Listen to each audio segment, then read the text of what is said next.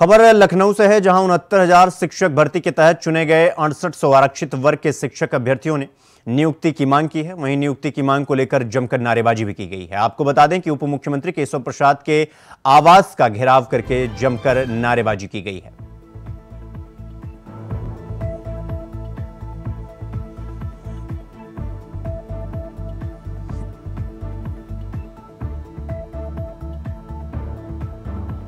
योगी सरकार के कैबिनेट मंत्री धर्मपाल सिंह का बयान आया है, यहां आपको बता दें कि शिक्षक अभ्यर्थियों ने नियुक्ति की मांग की है और नियुक्ति को लेकर जमकर नारेबाजी की गई है।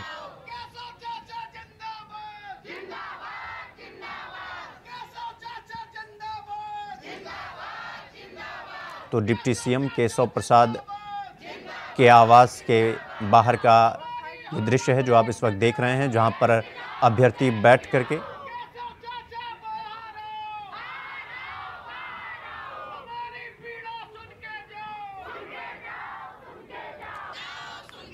तो मजदूर का बेटा भी अब हुजूर बनेगा। योगी सरकार के कैबिनेट मंत्री धर्मपाल सिंह का ये बयान है, जहां मदरसों की जांच पर बयान दिया है। उन्होंने कहा हुजूर का बेटा हुजूर नहीं बनेगा,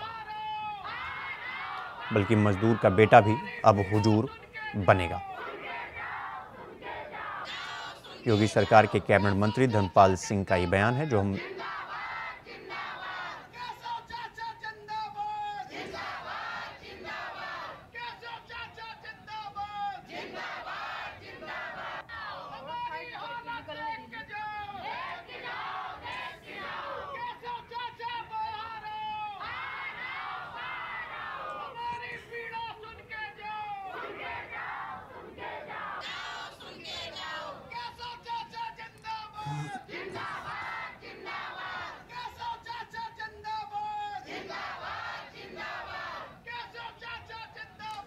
तो मजदूर का बेटा अब हुजूर बनेगा।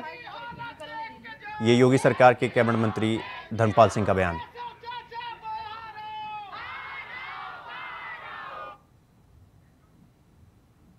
खबरों में आगे बढ़ेंगे तो लखनऊ से बड़ी खबर आ गई है। आपको बता दें कि मंत्री ओपी राजभर में आवास पर धरना दिया गया है। 6800 शिक्षक भर्ती अभ्यर्थी धरना दे रहे हैं। तो लखनऊ से बड़ी खबर हम आपको बता रहे हैं, जहां मंत्री ओपी राजभर के आवास पर धरना दिया गया है। 6800 शिक्षक भर्ती अभ्यर्थी धरना दे रहे हैं। महिला शिक्षक अभ्यर्थी धरने पर बैठी हैं। हजरतगंज के पार्क रोड आवास पर यह धरना दिया जा रहा है। 6800 शिक्षक भर्ती अभ्यर्थी धरना दे रहे हैं। महिला शिक्षक अभ्यर्थी धरने पर बैठी हुई हैं और मांग कर रही हैं। हजरतगंज के पार्क रोड आवास पर यह धरना दिया गया। महिला शिक्षक अभ्यर्थी धरने पर बैठी हुई हैं और हजरतगंज के पार्क रोड आवास पर यह धरना दिया जा रहा है। तो लखनऊ से बड़ी खबर हम आपको बता रहे हैं, जहां मंत्री ओपी राजभर के आवास पर धरना दिया जा रहा है। 6800 शिक्षक भर्ती अभ्यर्थी धरना दे रहे हैं, जिसमें महिलाएं शामिल हैं। तो ये बड़ी खबर हम आपको लखनऊ से बता रहे हैं, जहां पर शिक्षक अपनी मांगों को लेकर धरने पर बैठे हुए हैं और मंत्री ओपी राजभर के आवास पर धरना दिया जा रहा है, जहां पर 6800 शिक्षक भर्ती को लेकर के अभ्यर्थी धरना दे रहे हैं और महिला शिक्षक अभ्यर्थी धरने पर बैठी हुई हैं। हजरतगंज के पार्क रोड आवास पर यह धरना दिया जा रहा है।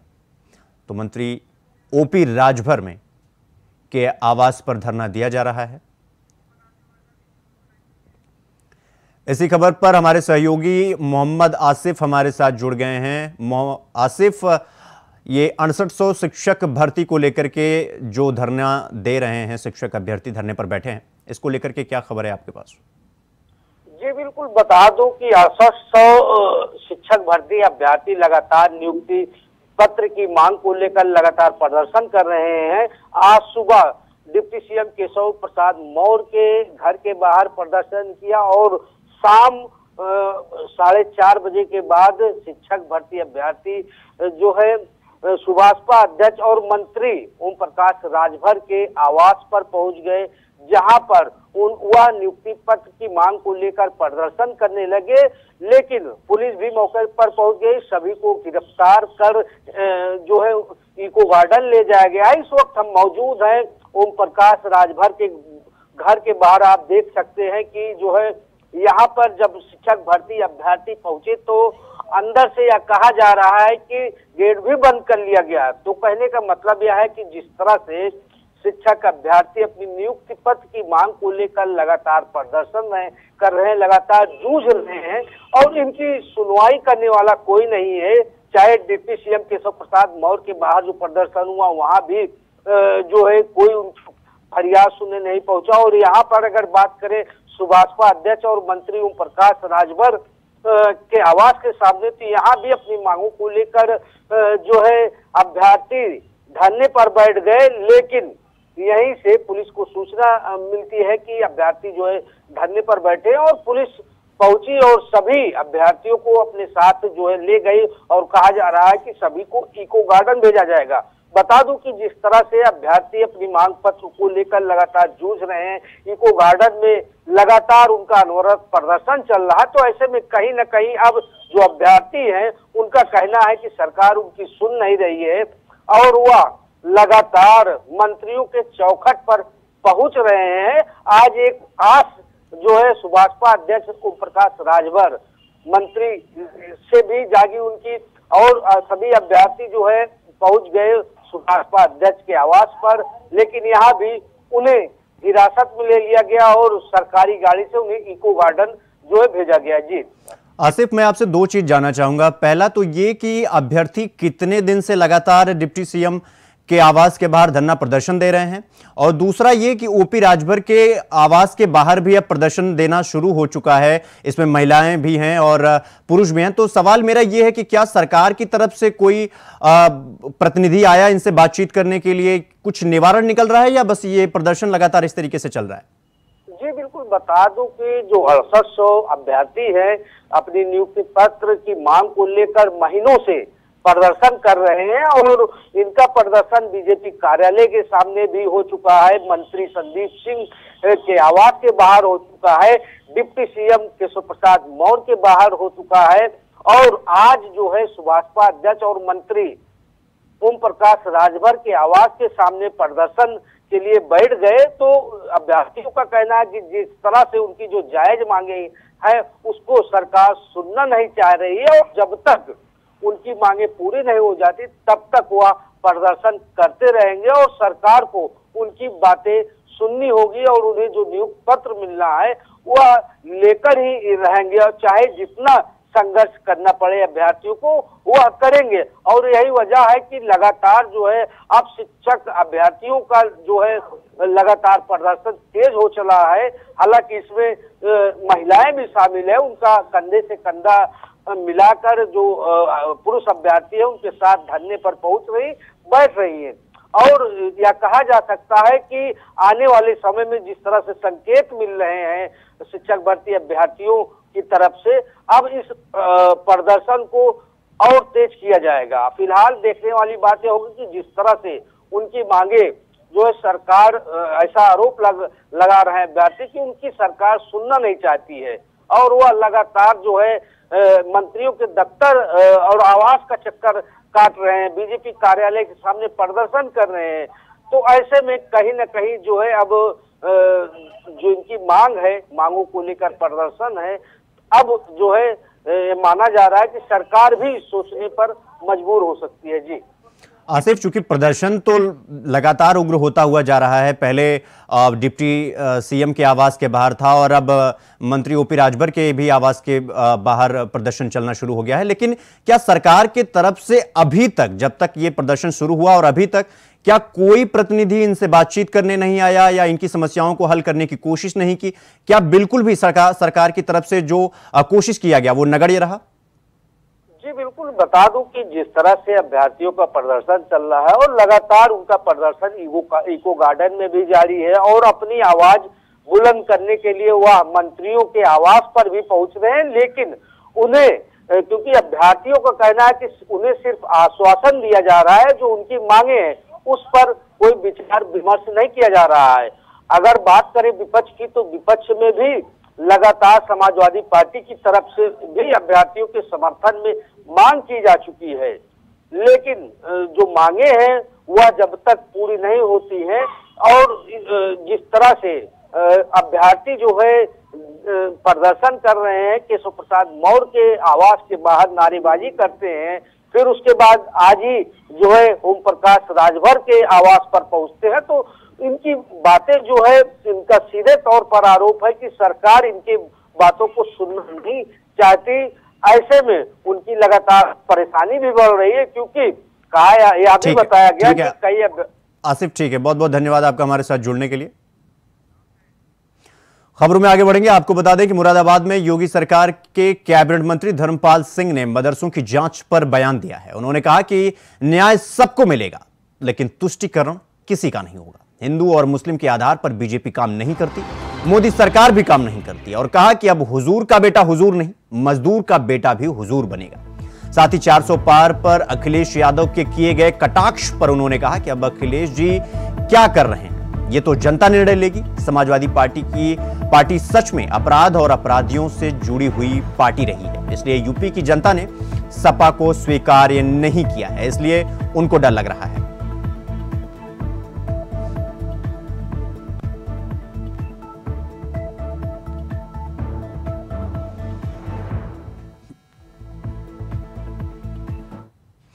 तो वहीं अगली खबर प्रतापगढ़ से है, जहां बीजेपी सदर विधायक राजेंद्र मौर्य के प्रतिनिधि की दबंगई देखने को मिली है। आपको बता दें कि प्रतिनिधि ने पीडब्ल्यूडी के जेई की जमकर पिटाई की। सड़क के निरीक्षण के दौरान पिटाई के साथ गाली गलौज और धमकी भी दी गई है। पीड़ित ने सदर विधायक के प्रतिनिधि और उनके गुर्गों पर पिटाई का आरोप लगाया है। साथ ही मारपीट, धमकी समेत गंभीर धाराओं में नगर कोतवाली में मुकदमा दर्ज कराया गया है। तभी पुलिस एसपी के आदेश पर मुकदमा दर्ज करा गया और आगे की कार्रवाई में पुलिस जुट गई है।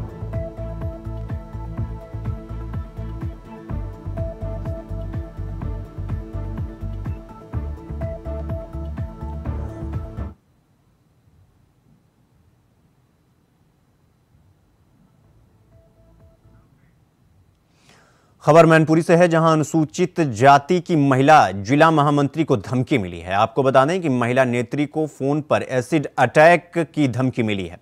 अभी महिला नेत्री ने धमकी मिलने के बाद अज्ञात के खिलाफ थाने में तहरीर दी है।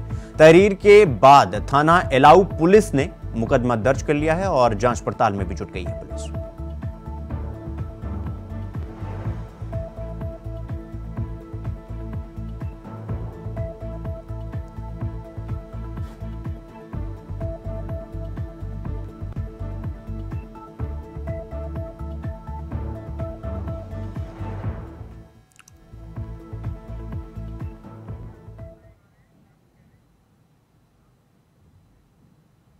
तो मुख्यमंत्री योगी आदित्यनाथ लाइव आ रहे हैं, क्या कुछ कह रहे हैं मुख्यमंत्री, सुनवाते हैं आपको। महायोगी गोरखनाथ विश्वविद्यालय के आज के इस समारोह में मंच पर उपस्थित गोरखपुर के लोकप्रिय सांसद श्री रविकिशन शुक्ला जी,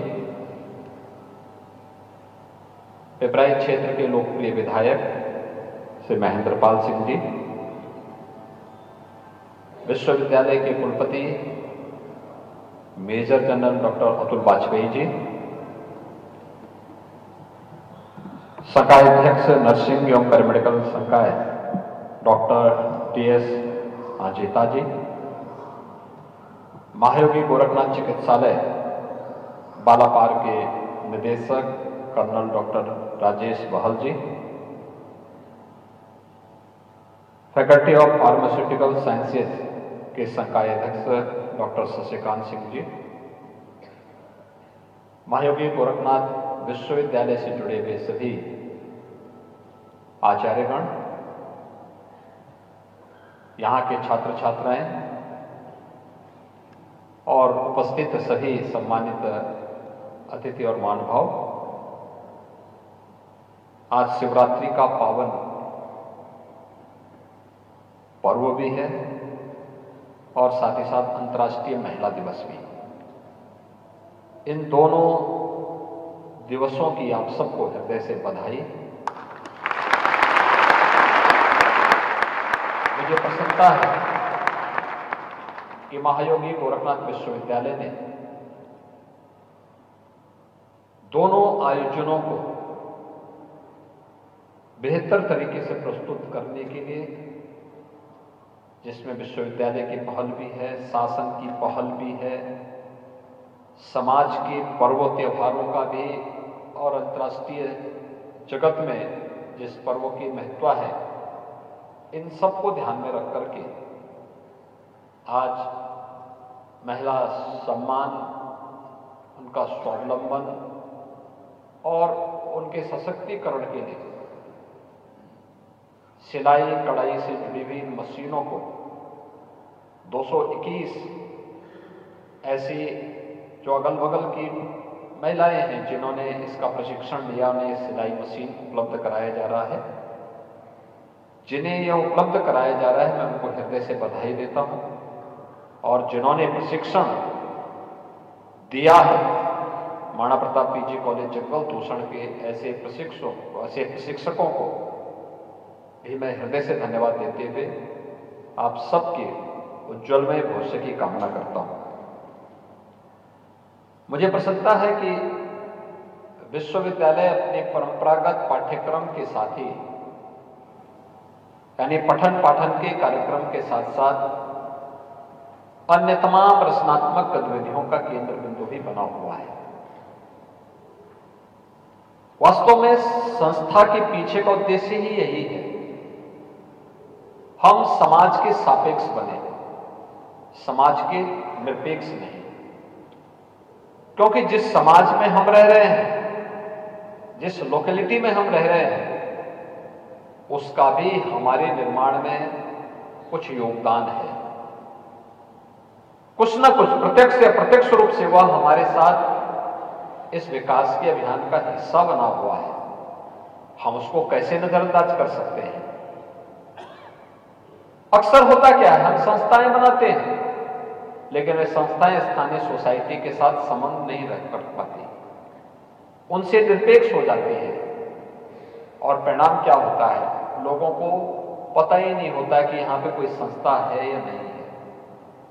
मुझे प्रसन्नता है कि यहां पर विश्वविद्यालय अपने चिकित्सालय के माध्यम से, यहाँ के जो आयुर्वेद और मेडिकल के जुड़े हुए जो छात्र हैं, उनके माध्यम से नर्सिंग और पैरामेडिकल के, फार्मेसी के जो छात्र हैं, उनकी मदद से अगल बगल के क्षेत्रों में हेल्थ।